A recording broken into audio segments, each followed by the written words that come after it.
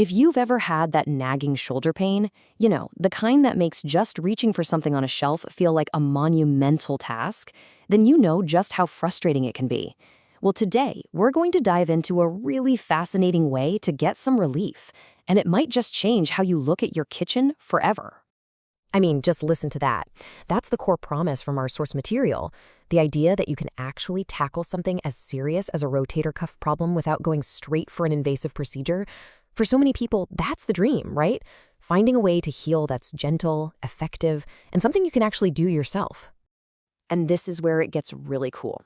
What if the key to all this wasn't some fancy, expensive medical device, but something you probably already have sitting in a drawer?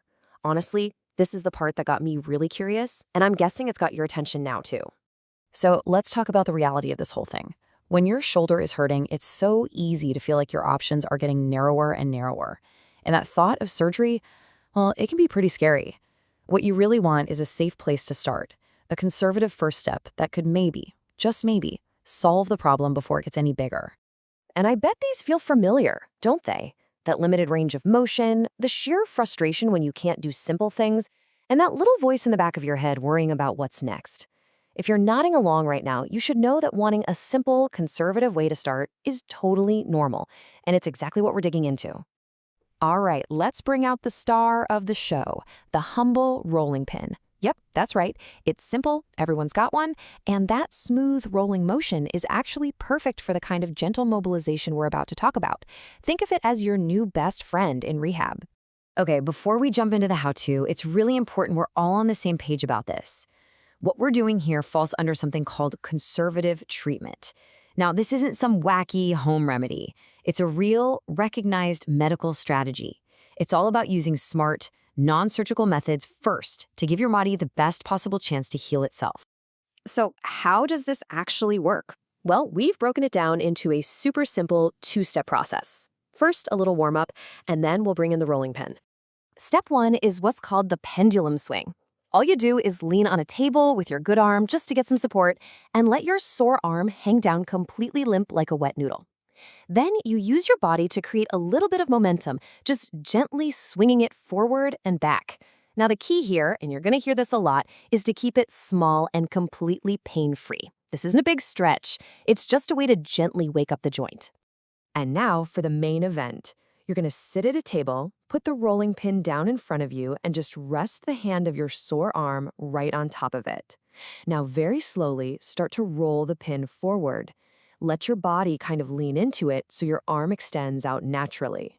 The most important part, you stop the second you feel any pain. That's your boundary. Hold that gentle stretch for just a second, and then just as slowly roll it all the way back. You see? You're using the pin to guide a really smooth, supportive movement. Okay, so that's the how. But why does this actually work? Why is this gentle little movement so much better than, trying to force it or push through the pain? Let's get into the principle behind the magic. This quote from the source really hits the nail on the head. When your shoulder is injured, trying to force certain movements, like lifting your arm straight out to the side, is a recipe for pain. And it can actually make things worse. This gentle, forward-rolling motion is smart because it completely avoids that kind of direct aggravation.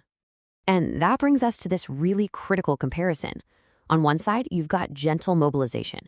It encourages blood flow, it slowly reduces that stiffness, and most importantly, it respects your body's pain signals.